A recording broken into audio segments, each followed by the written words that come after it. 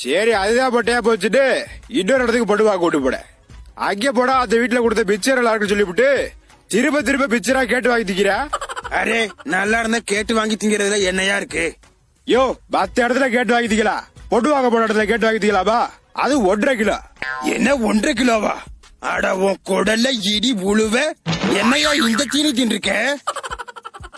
மாவு மிஷின் மாதிரி போட்டு கருக்கு புருக்கு அரைச்சுக்கிட்டு இருக்கேன். எவனாச்சும் பொட்டு கொடுப்பாடா? ஏன் பொட்டே விட பார்த்து பயந்து போய் எப்பா பிச்சரே ஓட்டு ஓட்டுற? இட்லி தோசை 70-80 அடுக்கலாம் அடுக்குவேன். இவனை கட்டிக்கிட்டு இவனுக்கெல்லாம் சமைச்சு கொட்ட முடியாது. எனக்கு கல்யாணம் ஆளாட்டி பரவாயில்ல, நான் வீட்லயே இருக்கேன்னு சொல்லி பிடிச்சு. என்ன இதெல்லாம்? மிக்சர் தின்னதுனால ஒரு பொண்ணு மிஸ் ஆயிடுச்சு பாரு.